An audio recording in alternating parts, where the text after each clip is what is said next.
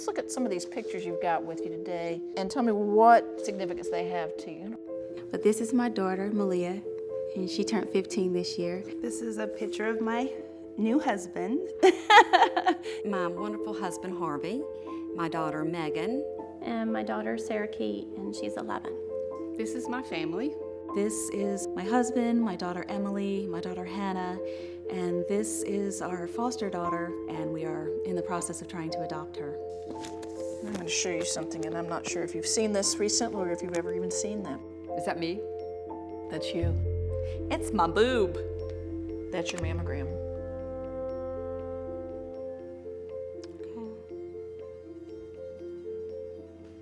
Just so thankful for this. I mean, if I had not had a mammogram, you know, things would be very different right now. This mammogram, it changed my life. I just thank God for getting this done, because things could have turned out a lot differently for me. 75% of women diagnosed have no family history. You have no family I history. have no family history of breast cancer. This came out of the blue.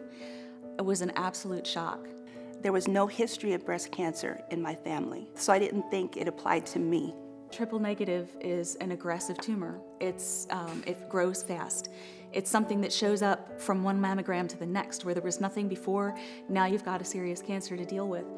If I had waited until I felt it or my OBGYN felt it, it would have been huge. It would have, my prognosis would not be what it is because I had the screening mammogram. If we think about getting your mammograms every other year, if I had not had it this year, I would be a year further from knowing that I had cancer.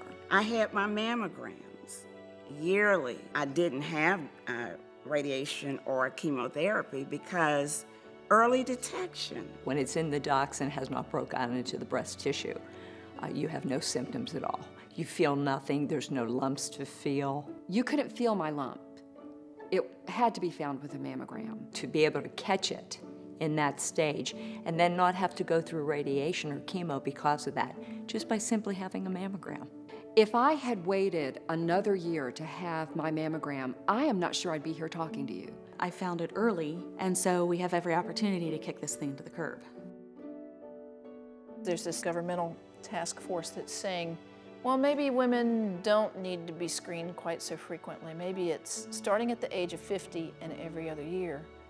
My mammogram was completely clear. A year later, I had stage 2 triple negative breast cancer. This mammogram saved my life. Had I waited till I was 50, I might not be here. If it had not been for me getting that mammogram done, my odds would be very different right now. If I had not had a mammogram by the age of 40, I would probably be dead right now.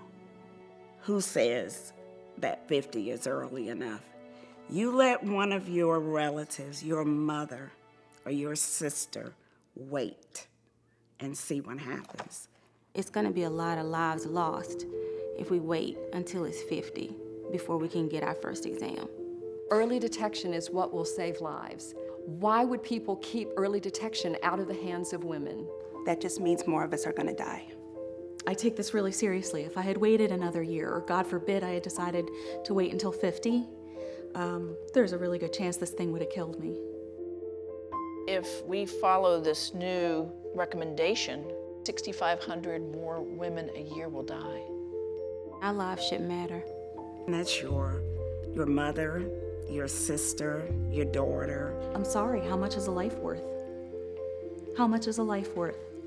I have family that I want to see, and I have things that I have yet to do. But because we caught it so early, because of that mammogram, I'm here today to share this time with my husband, with my family. The percentage of lives that you would save is not worth the cost. So my life isn't worth it, and everyone else who's under 50, their life isn't worth it. I mean, that's crazy. And because of this picture, I get to keep this.